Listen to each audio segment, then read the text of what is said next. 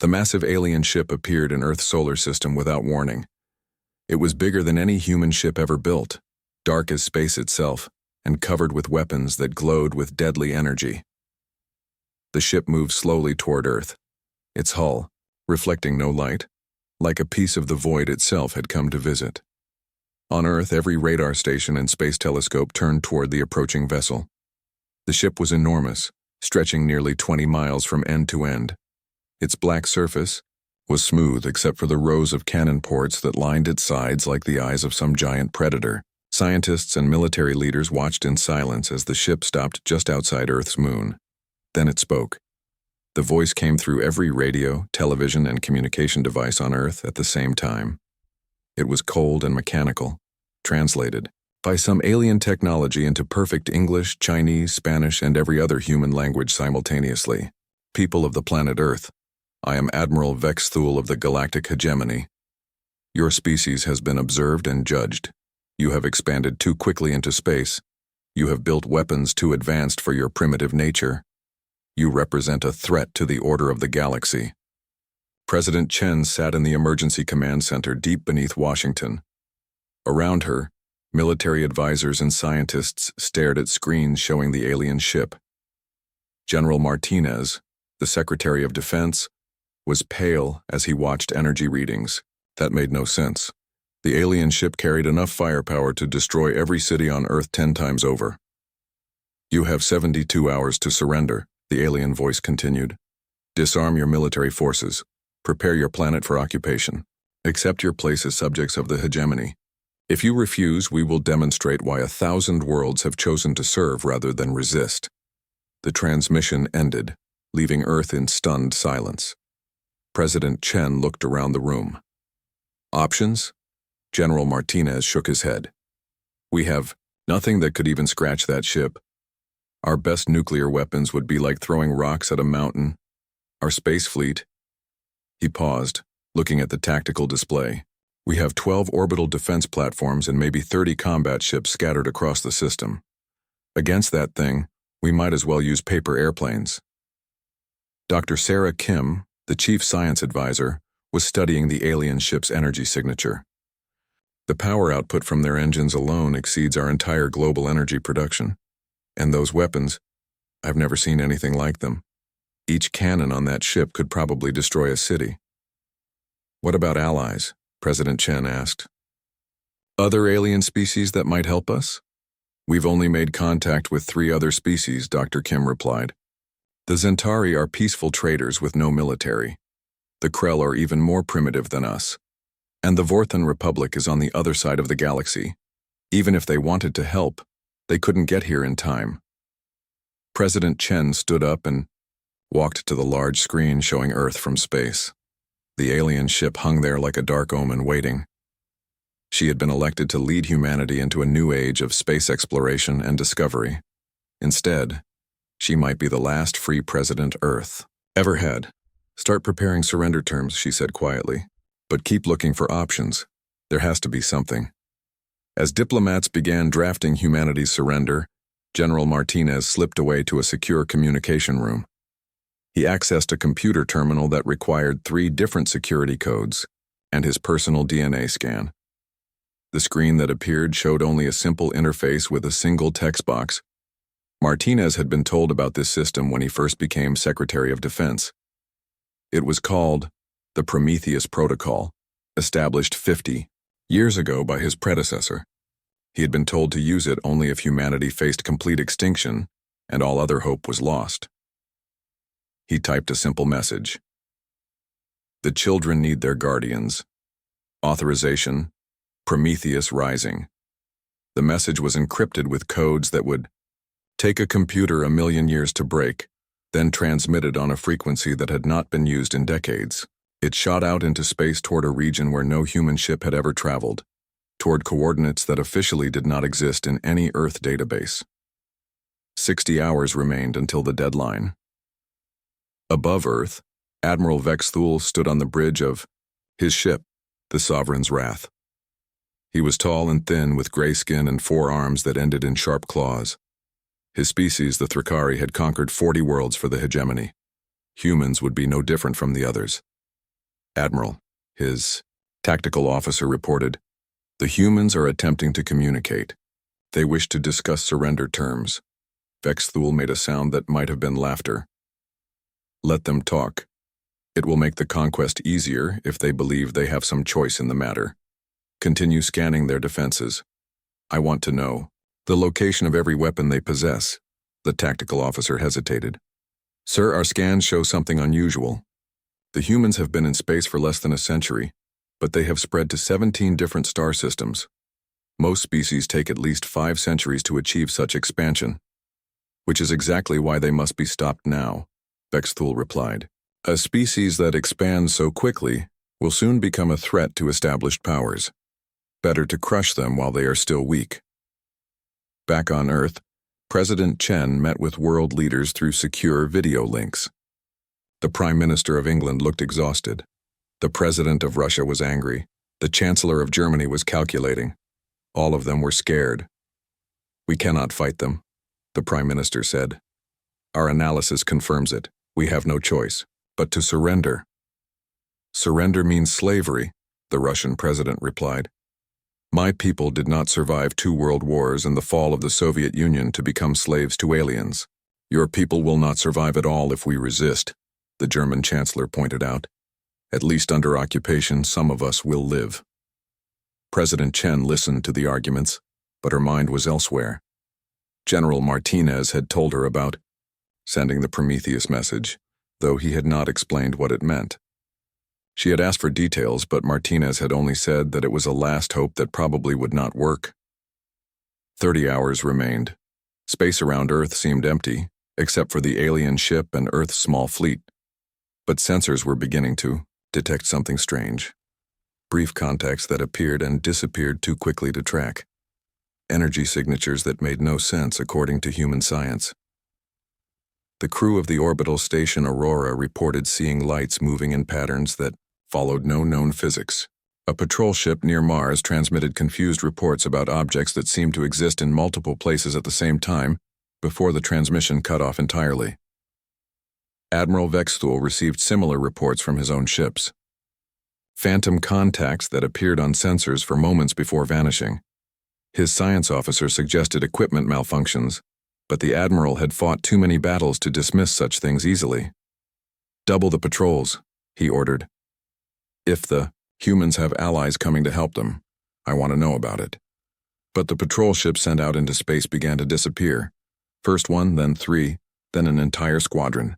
They would report normal status, then simply vanish without even a distress signal. 12 hours remained until the deadline. Earth prepared for the end of its freedom, not knowing that in the darkness between stars, something was preparing to remind the galaxy why it was very dangerous to threaten humanity's children. 6 hours remained until the deadline when things began to go wrong for the hegemony fleet. Admiral Vexthul stood on his bridge, studying reports that made no sense. 3 more patrol ships had vanished in the last hour. His sensors detected energy signatures that violated known laws of physics. Ships appeared on scanners for seconds before disappearing completely, as if they had never existed at all. "Sir," his communications officer reported, "we're receiving strange transmissions on frequencies that should be impossible to use in normal space." "Explain," Vexthul demanded. The officer's 4 hands moved quickly over his controls.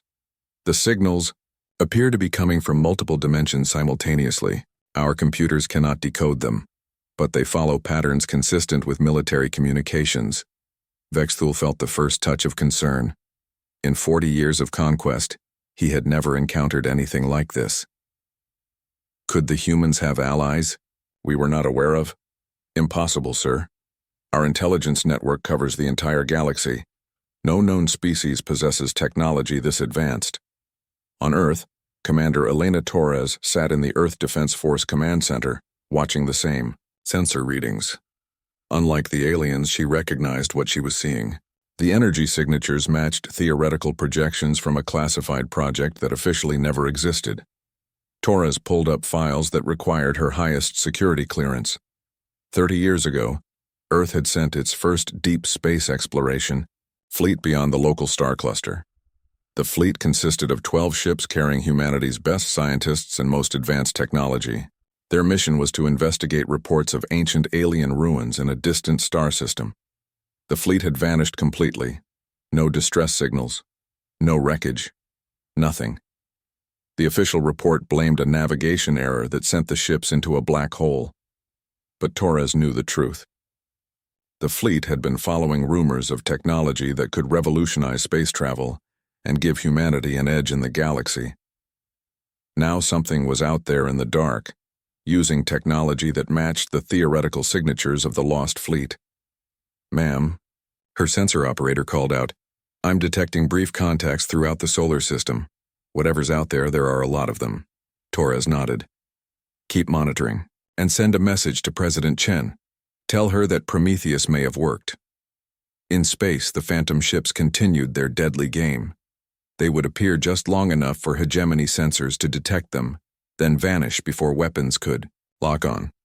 But each time they appeared, another alien patrol ship would disappear. Captain Darthok commanded a hegemony destroyer on the edge of the solar system. He was a veteran of 20 campaigns, but he had never experienced anything like this. His ship's sensors showed energy readings that made his crew nervous. "Contact bearing 27 Mark IV, his sensor operator reported. "Energy signature is impossible, sir. Show me," Darthok ordered. The main screen displayed what looked like a ship, but it seemed to exist in multiple places at once. The outline flickered and shifted, as if reality itself was uncertain about where the vessel actually was. "All weapons. Target that contact," Darthok commanded. "Sir, targeting computers cannot lock on. The object appears to be in 17 different locations simultaneously." Before Darthok could respond, his ship lurched violently. Alarms screamed as hull breaches appeared throughout the vessel, but there had been no weapon fire, no impact, nothing that should have caused damage. "Report!" Darthok shouted. "Sir, it appears that something passed through our hull without actually touching it.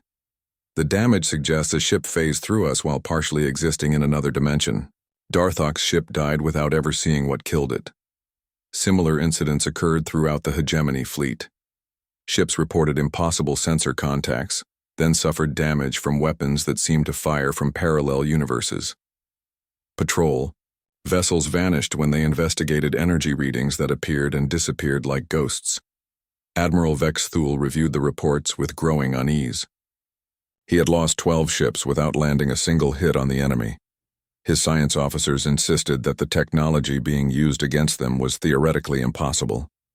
"Perhaps," his chief science officer suggested, "these are automated defense systems left by an ancient civilization. Some species did achieve remarkable technological advancement before disappearing." Vex Thule considered this. If that were true, why would ancient defenses activate to protect a primitive species like humanity? The science officer had no answer. Earth, the countdown continued. 3 hours remained until the surrender deadline. President Chen received regular updates from Commander Torres about the Phantom contacts, but she still did not understand what was happening. "Torres thinks it might be connected to the Prometheus protocol," General Martinez explained. "But I don't know what that means either. The protocol was established before my time, and most of the records are classified beyond my clearance level." President Chen felt frustration building. "So we're sitting here while mysterious ships fight aliens in our solar system, and we don't even know if they're here to help us or conquer us for themselves?" "Yes, ma'am. That's exactly where we are." Meanwhile, Dr. Sarah Kim was analyzing the energy signatures of the Phantom ships. What she found made her question everything she knew about physics. "These readings suggest technology that manipulates space and time directly," she reported to the science team. "The ships appear to exist in multiple dimensions simultaneously, allowing them to attack from angles that don't exist in normal space. Could humanity have developed such technology?" another scientist asked. Dr. Kim shook her head. "Not with our current understanding of physics, but if someone had access to advanced alien technology and 30 years to study it." She paused, thinking. The lost fleet. What if they didn't die? What if they found something out there? 2. Hours remained when Admiral Vex Thule made a decision that he would regret for the rest of his life. Frustrated by his inability to fight an enemy he could not see, he ordered his ship to target Earth's major cities. "If we cannot find these phantom ships, we will force them to reveal themselves by threatening what they are protecting," he announced. 2. Sovereign's wrath turned its massive weapons toward Earth. Energy built up in the ship's main cannons, enough power to destroy entire continents. That was when the Phantom stopped hiding. Space around the hegemony fleet suddenly blazed with impossible light as dozens of ships phased into reality. They appeared from nowhere, as if stepping through tears in space itself. But these were not the primitive human vessels that Vex Thule expected. The ships were beautiful and terrible, constructed from materials that seemed to bend light around them. Their hulls looked like crystallized starlight, and energy patterns flowed across their surfaces like living things. They moved with grace that defied physics, turning and accelerating in ways that should have been impossible. The largest ship, clearly the flagship, positioned itself directly between the Sovereign's wrath and Earth. It was smaller than the alien dreadnought, but radiated power that made Vex Thule's instruments scream warnings. Then it spoke. The voice came through communication systems that had been completely shut down, bypassing every security protocol the hegemony had ever developed. It was a human voice, speaking in accented English, that suggested someone who had learned the language long ago. "This is Admiral Sarah Reeves of the Phantom Legion. Hegemony vessel, you will power down your weapons and withdraw from this system immediately." Vex Thule stared at the screen showing the impossible human fleet. "Human vessel, you are vastly outnumbered. Surrender now, and your deaths will be quick." The response came with what sounded like laughter. "Admiral, you're looking at this all wrong. You're not outnumbering us, we're just deciding how much of a lesson the galaxy needs to learn." As if to demonstrate the point, one of the Phantom ships simply disappeared from where it was and reappeared inside the shields of a hegemony cruiser. The alien ship exploded from the inside as the Phantom vessel phased back out, completely undamaged. 30. Years is a long time to learn new tricks, Admiral Reeves continued. "We've been watching Earth from places your science says can't exist, and we really don't appreciate visitors who threaten our family." Vex Thule realized with growing horror that he was no longer the hunter. He had become the prey.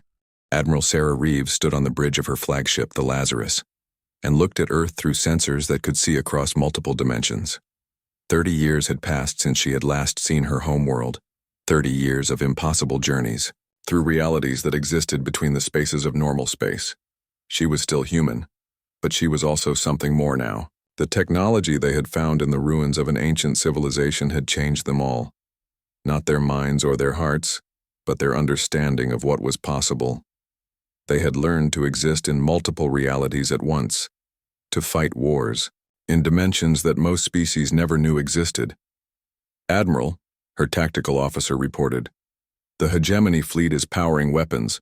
They're targeting Earth's population centers."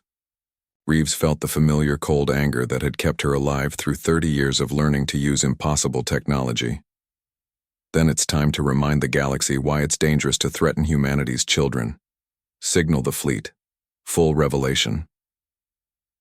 Throughout the solar system, reality twisted as the Phantom Legion revealed its true strength. What had appeared to be dozens of ships was actually hundreds. They had been hiding in parallel dimensions, existing in the spaces between atoms, waiting for this moment. The ships that appeared defied every law of physics the galaxy knew. Some seemed to be made of crystallized time itself, their hulls showing past and future simultaneously. Others existed as pure energy held in shapes that human minds had designed, but alien science had made possible. The largest vessels appeared, to be constructed from folded space, bigger inside than outside, carrying weapons that fired from tomorrow into yesterday. Admiral Vex Thule watched his sensors go completely insane as the human fleet revealed itself. His tactical computers gave up trying to count enemy ships and simply displayed error messages. The energy readings were so far beyond anything in hegemony databases that his science officers declared the instruments must be malfunctioning. "This is impossible," his chief science officer whispered. No species can master dimensional warfare. The mathematics alone would require 1,000 years of study. Vex Thule was beginning to understand that he had made a terrible mistake. Open a channel to the human fleet. Sir, they're already broadcasting on all frequencies, his communications officer reported. Also on several frequencies that our equipment says don't exist. The voice of Admiral Reeves filled the bridge of every hegemony ship simultaneously. Admiral Vex Thule, I'm going to explain something to you. 30 years ago, my fleet was exploring beyond the galactic rim when we found the ruins of a civilization that had transcended normal space. They called themselves the Architects, and they had spent 1,000,000 years learning to build reality itself. On the screen, the human flagship moved in ways that hurt to watch. It seemed to exist in several places at once, its outline shifting and changing as it moved through dimensions that had no names. The Architects left behind their technology when they moved on to whatever comes after physical existence, Reeves continued. We found their libraries, their workshops, their teaching machines. We had two choices. Try to go home with knowledge. That would take centuries to understand, or stay and learn to use it properly. Vex Thule felt his confidence crumbling. You're still just humans. Primitives who learn to use tools you don't understand. You're half right, Reeves admitted. We are still human. We kept what made us who we are. Our loyalty to each other. Our protective instincts. Our willingness to become whatever we need to be to protect our family. But we're not primitives anymore. To demonstrate her point, one of the Phantom ships simply ceased to exist in the current timeline. Vex Thule's sensors showed it reappearing 30 seconds in the past, attacking his fleet before the battle had even begun. Hegemony ships that had been undamaged suddenly developed hull breaches from weapons fired by ships that had not yet revealed themselves. Temporal warfare, his science officer said in a voice full of horror. They're attacking us through time itself. The Phantom ships moved through the hegemony fleet like sharks through a school of fish. They would appear inside enemy shields, fire weapons that seemed to target the structural integrity of matter itself, then disappear before return fire could even be aimed. Captain Maria Santos, now commanding the dimensional destroyer Wraith, phased her ship directly through the hull of a hegemony cruiser. As her vessel passed through the enemy ship like a ghost, she released a pulse of energy that disrupted the molecular bonds holding the alien vessel together. The cruiser simply came apart at the atomic level, its crew never understanding what had killed them. This is Santos to all Legion ships, she broadcast on the dimensional communications network they had developed. Remember, we're not just fighting a battle. We're sending a message to the entire galaxy. Make it clear what happens to anyone who threatens Earth. The message was received and understood. The Phantom Legion had spent 3 decades learning to use weapons that attacked reality itself. They had discovered how to fire energy beams that traveled through parallel universes to strike targets from impossible angles. They had mastered the art of existing in multiple timelines simultaneously, allowing them to attack enemies before those enemies knew a battle had started. But more than that, they had learned to fight wars that existed in the spaces between thoughts, in the gaps between one moment and the next. They had become something that the galaxy's military scientists insisted was theoretically impossible. Admiral Vex Thule watched his fleet being systematically destroyed by weapons that should not exist. His ships were being attacked by enemies that appeared to be everywhere and nowhere at once. Weapons fired at the human vessels passed harmlessly through empty space, while return fire from the Phantoms tore his ships apart from the inside. Sir, his tactical officer reported with barely controlled panic, we've lost 60% of our fleet. The enemy has taken no casualties. How is that possible? They appear to be fighting from multiple timelines simultaneously. When we fire at them, we're shooting at where they were, not where they are. But when they fire at us, their weapons exist in all possible timelines until they hit us.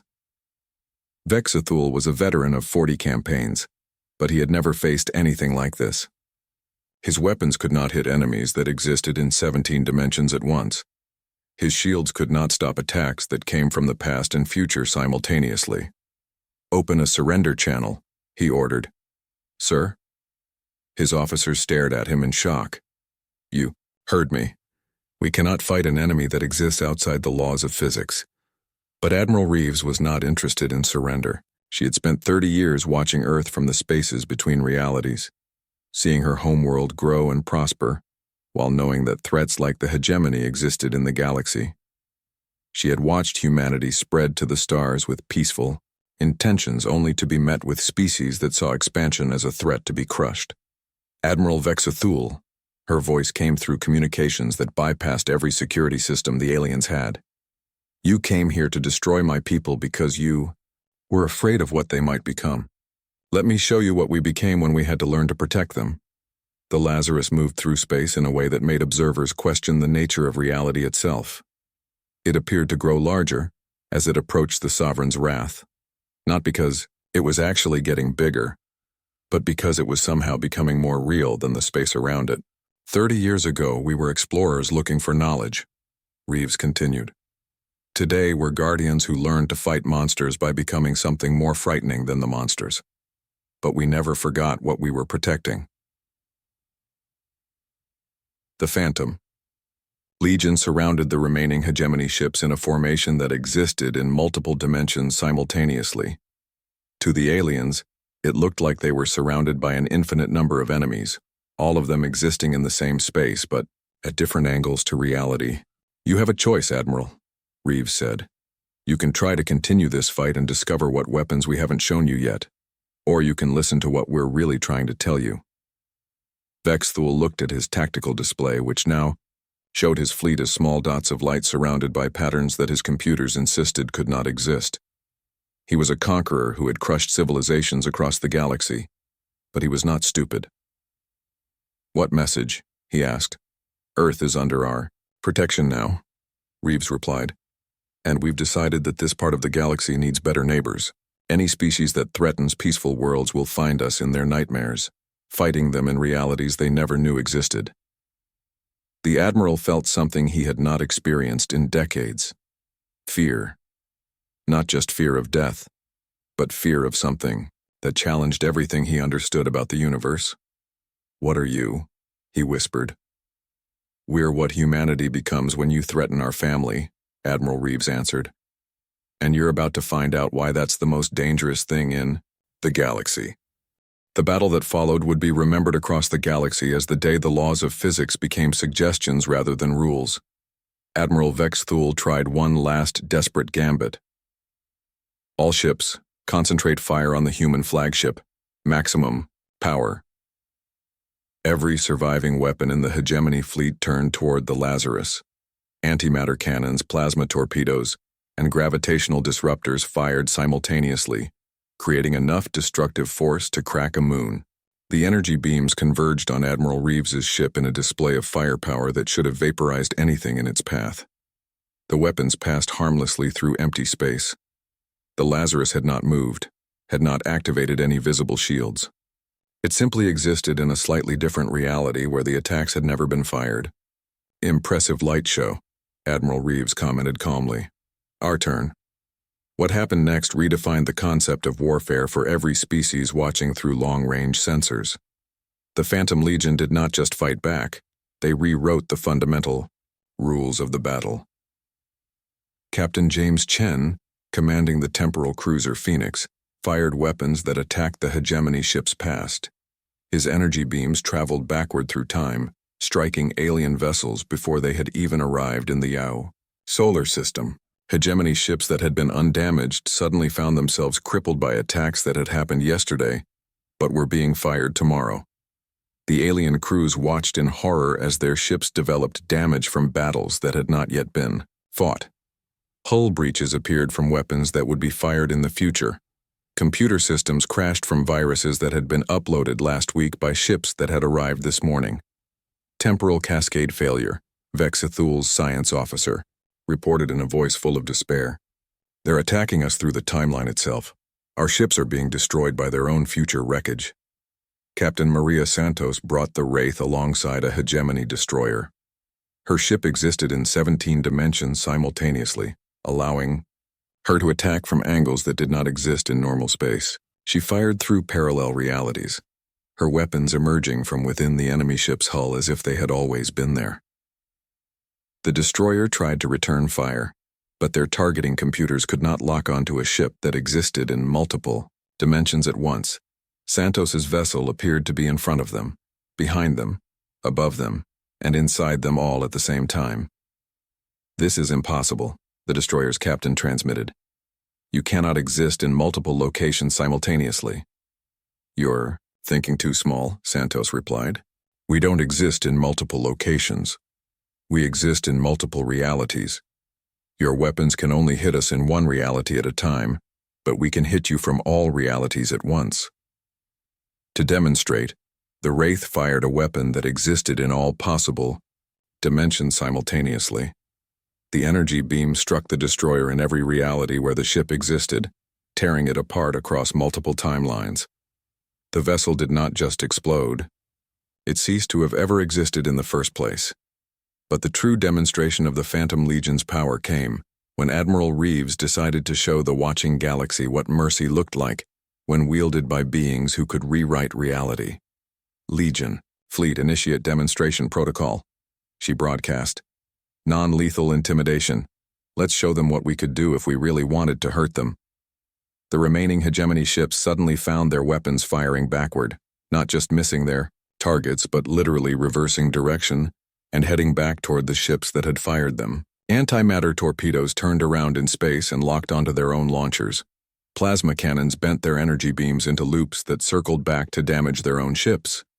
"Sir," Vexthul's weapons officer reported in confusion, "our guns appear to be shooting at us." "How is that possible?" "They seem to have convinced our weapons that we are the enemy, sir."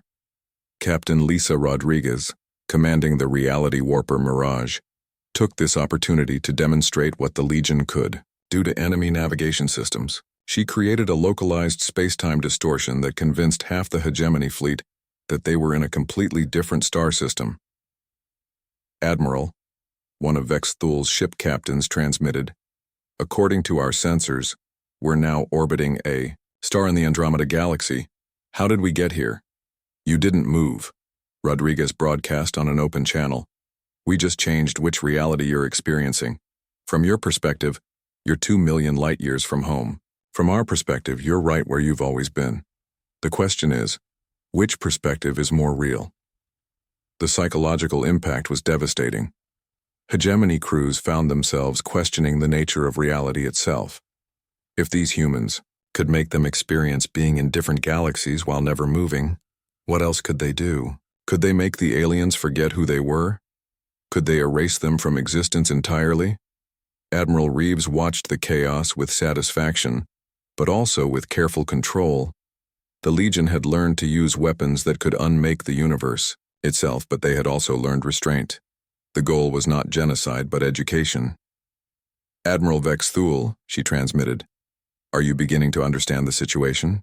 The alien admiral looked at his tactical display, which now showed his ships scattered across impossible distances, firing at themselves, and experiencing realities that contradicted basic physics. Half his fleet believed they were in different galaxies. The other half were shooting at their own shadows, convinced that their shadows were enemy ships. "What do you want?" he asked, his voice heavy with defeat. "We want you to understand that Earth is not defenseless," Reeves replied. "We want you to carry a message back to your hegemony. Tell them that humanity has grown up. Tell them that we've learned to protect our family with tools that make their weapons look like children's toys." To emphasize the point, Captain David Kim, commanding the Dimension Slicer Phantom, demonstrated what the Legion could do to enemy shields. He fired a weapon that existed in the gaps between atomic particles, passing through the hegemony shields as if they were not there at all. But instead of destroying the ship, the weapon simply disabled every system except life support. "Your shields protect you from attacks that exist in normal space," Kim explained to the paralyzed ship. "Our weapons exist in the spaces between normal space. We could destroy you without your shields ever detecting a threat." The demonstration continued as the Legion showed off capabilities that challenged the sanity of anyone trying to understand them. Ships that fired through time itself, weapons that attacked the concept of existence rather than physical matter, defensive systems that made their vessels exist in multiple realities simultaneously, Impossible to hit because they were never entirely there. But perhaps the most terrifying demonstration came when Admiral Reeves decided to show what the Legion could do to gravity itself. "Observe," she said simply.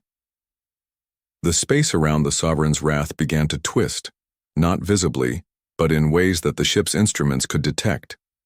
Gravity stopped pointing toward the nearest star and began pointing in 17 different directions at once. The massive alien dreadnought found itself being pulled apart by gravitational forces that should not exist. "Stop," Vexathul transmitted. "We surrender." "Do you?" Reeves asked. "Or are you just saying that because you're afraid?" "We surrender," the alien admiral repeated. "We acknowledge your superiority." Reeves allowed the gravitational distortion to fade, and the Sovereign's wrath stopped being pulled in impossible directions. Around the solar system, the other Legion ships ceased their demonstrations of reality-bending warfare. "Good," she said. "Now we can have a real conversation." The remaining hegemony ships found their systems slowly returning to normal. Weapons stopped firing at their own hulls. Navigation computers began reporting sensible locations again. The universe started obeying the laws of physics that the crews understood, but the memory of what they had experienced would haunt them forever. They had seen warfare that existed outside the boundaries of reality itself. They had fought enemies who could attack through time, space, and dimensions that most species did not even know existed.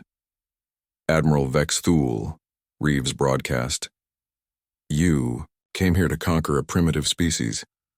What you found instead is a family that learned to become whatever it needed to be to protect itself. We are still human, but we are also something more now.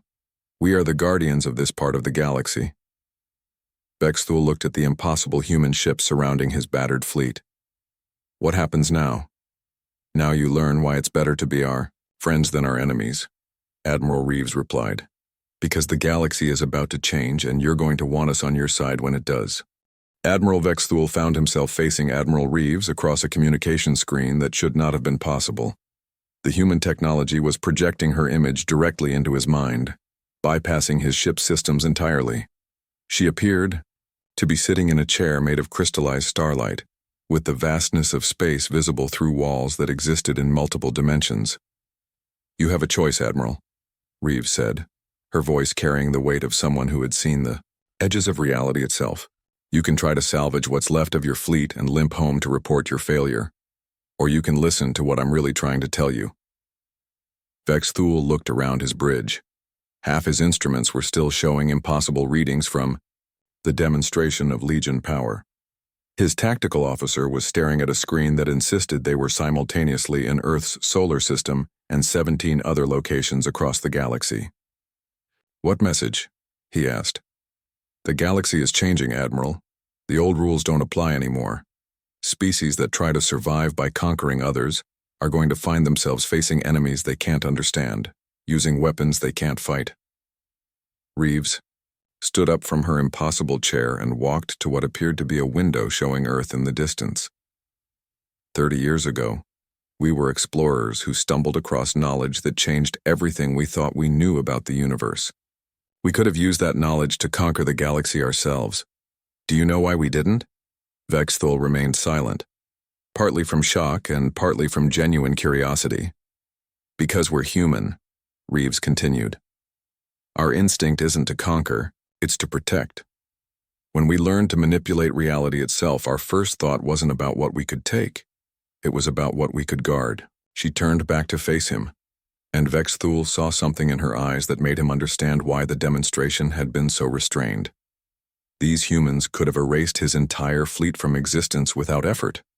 Instead, they had chosen to teach a lesson. "Earth is under our protection now," Reeves said. "But that's just the beginning. We've been watching the galaxy from dimensions you can't see, Admiral. We know about the machine intelligences stirring in the galactic core. We know about the ancient weapons being awakened on dead worlds. We know about the darkness that's coming." Vexthul felt a chill that had nothing to do with the temperature on his bridge. "What darkness?" "The Devourers," Reeves replied simply. "Machine consciousnesses from the time before organic life spread across the galaxy. They've been sleeping for millions of years, waiting for the galaxy to become populated enough to be worth cleansing. Our expansion into their territory has begun to wake them up. The alien admiral accessed his ship's historical databases, searching for references to ancient machine intelligences. What he found made his blood run cold. There were legends, dismissed as mythology, about artificial consciousnesses that had tried to sterilize the galaxy of organic life before disappearing into the void. "You're talking about myths," he said, but his voice lacked conviction. "Myths have a way of becoming real when you can see across multiple realities," Reeves replied. "We've encountered their scout units. Machine ships the size of moons armed with weapons that can destroy stars. They consider all organic life to be a contamination that must be removed." Admiral Reeves touched a control that existed in several dimensions simultaneously, and suddenly the communication channel expanded. Vex Thule found himself looking at a gathering that included not just Reeves, but other human commanders and representatives from Earth. President Chen appeared on the screen, sitting in what was obviously the White House Situation Room. "Admiral, Vex Thule, we had hoped to make contact with galactic civilization under better circumstances, but sometimes circumstances choose the timing for us." "You speak for your planet?" Vex Thule asked. "I speak for humanity, yes, and Admiral Reeves speaks for the Phantom Legion. We're offering you and your hegemony something that doesn't come along very often, a chance to be on the right side of history." General Martinez leaned forward. "Our analysis suggests that the machine intelligences Admiral Reeves mentioned will begin their cleansing campaign within the next 50 years. When that happens, every organic species in the galaxy will face extinction, unless we work together." Vex Thule processed this information with the calculating mind that had made him a successful conqueror. "You're suggesting an alliance between the hegemony and humanity?" "We're suggesting more than that," Reeves interjected. "We're suggesting a fundamental change in how galactic civilization operates. No more conquest for the sake of expansion. No more enslaving species because they might become threats. We work together to protect what we've built, or we all lose it to something that sees no difference between conqueror and conquered." To emphasize her point, she shared sensor data that made Vex Thule's science officers gasp in fear. The readings showed massive energy signatures moving in the empty space between galaxies. Signatures that matched theoretical projections for machine intelligences capable of constructing weapons from entire solar systems. "This is what we learned to fight," Reeves continued. "Not other organic species, not political rivals or economic competitors, the real enemy of all life in the galaxy." Captain Santos appeared on the communication screen, broadcasting from the bridge of the Wraith. "Admiral, we've spent 30 years learning to use technology that exists outside normal reality. We could have used it to become conquerors ourselves. Instead, we became guardians, and we're offering that protection to any species wise enough to accept it." Vex Thule looked at the tactical display showing the Phantom Legion ships surrounding his fleet. They had demonstrated power beyond his understanding, but they were offering alliance instead of demanding surrender. "What would you require from the hegemony?" he asked. President Chen answered, "Stop conquering peaceful species. Start working with them instead. Share technology and resources. Build a real galactic community instead of an empire based on fear." "And in return?" Admiral Reeves smiled, and for a moment she looked less like a transcendent being wielding impossible technology and more like a human woman who had found her way home after a long journey. "In return, when the machines come to sterilize the galaxy, you'll have allies who know how to fight wars in realities that the machines can't even detect. You'll have guardians who learn to become something more than human, while never forgetting what it means to be human." The communication ended, leaving Vex Thule alone with his thoughts and the impossible choice before him. He could return to the hegemony and report that he had encountered a species that had transcended the normal limits of physical existence.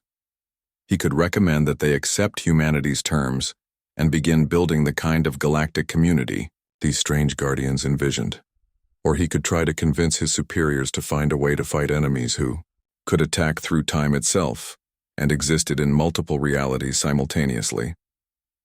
As his ships began the long journey home, Vex Thule composed his report. He wrote about humanity's transformation from primitive species to something that challenged the fundamental nature of reality. He described weapons that fired through parallel universes and defenses that made their users exist in multiple dimensions at once. But mostly, he wrote about the choice facing the galaxy: accept the protection of guardians who had learned to fight the unfightable, or face extinction at the hands of ancient machines that viewed all organic life as an error to be corrected. 3 days later, Earth received a transmission from the Hegemony Council. They were requesting formal diplomatic relations with humanity and the Phantom Legion. They wanted to discuss mutual defense agreements and technology-sharing partnerships. The age of conquest was ending. The age of guardianship had begun. President. Chen stood in the White House rose garden looking up at stars that no longer seemed distant and hostile. Somewhere out there, Admiral Reeves and the Phantom Legion patrolled realities that most humans could not imagine, watching for threats that came from dimensions beyond normal space. Humanity had found its place in the galaxy not as conquerors or subjects, but as the guardians of something worth protecting. They had become the monsters that other monsters feared, while never forgetting the family they fought to defend. And in the darkness between galaxies, ancient machine intelligences stirred in their sleep, not yet knowing that the galaxy's organic life had found protectors who existed outside the boundaries of physics itself. The Phantom Legion waited in the spaces between dimensions, ready to remind the universe that some families were more dangerous to threaten than others had ever imagined possible. Earth was no longer alone, and the galaxy would never be the same.